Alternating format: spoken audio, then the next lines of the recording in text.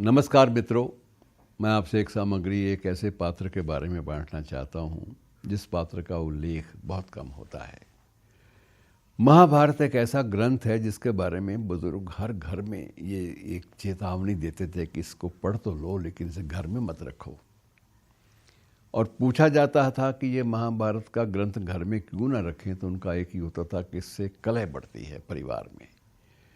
अर्थात एक ऐसा ग्रंथ जो जीवन के अंतिम जो निष्कर्ष होते हैं उनका द्योतक है, उनको देने वाला है, संदेश देने वाला है, जिसमें गीता भी है, जिसमें युधिष्ठिर भी है, जिसमें कटासराज भी है, जिसमें ढेरों बातें हैं, यक्ष के संवादों की भी चर्चा है और गीता के साथ साथ बहुत सारी अन्य कथाएं भी जुड़ी हुई हैं।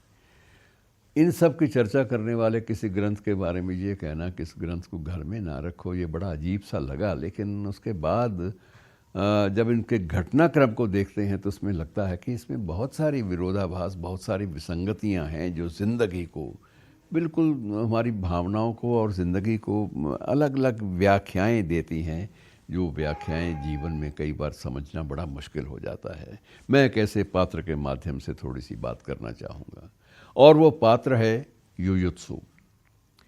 युयुत्सु मूल रूप से कौरव था और महाराजा धृतराष्ट्र की संतान था, ये तो निश्चित है, इसमें कोई संदेह नहीं है। और ये भी है कि वो क्षत्रिय नहीं था, लेकिन वो एक वैश्य कुल से था और वैश्य कुल की माँ और कौरव कुरु वंश के महाराजा धृतराष्ट्र उसकी संतान था। उसे आप 100वां कौरव भी कह सकते हैं और 101वां कौरव भी कहा जाता है कई बार, कि ये गांधारी के जो शेष 99 जो संतानें थी, 99 पुत्र थे और एक पुत्री थी, ये उनसे बिल्कुल अलग भी था, लेकिन उन्हीं का हिस्सा था, उसी वंश परंपरा में ही आता था। लेकिन वो नीति के युद्ध में विश्वास करता था। युयुत्सु की सबसे बड़ी एक अभिशाप उसको मिला हुआ था, ऐसा अभिशाप, और सबसे बड़ी उसकी जो विभीषिका जीवन की, जो विरोधाभासी, जो विसंगति जीवन की थी, वो ये थी कि वो एक कौरव होते हुए भी अपने ही भाइयों के विरुद्ध लड़ा और उसने समय समय पर पांडवों को बहुत ज़्यादा संकेत भी दिए, भीम को संकेत दिए गए कि तुम्हें विष के प्याले का जो भरा हुआ जो जल है, विष का जल है, विषैला जल है, वो तुम्हारे सामने प्रस्तुत किया जाएगा। और ऐसी जितने भी षड्यंत्र कौरव पक्ष की ओर से हुए, उन सब का सुराग, उन सब की एक प्रकार से सूचना उसने पांडवों को देना अपना धर्म समझा, क्योंकि वो समझता था कि युद्ध जो है वो नीति के अनुसार नहीं है। यदि नीति का पूरी तरह से त्याग हुआ तो ये भी जीवन के जो मूल्य हैं, जो शाश्वत मूल्य हैं, वो ख़त्म हो जाएंगे।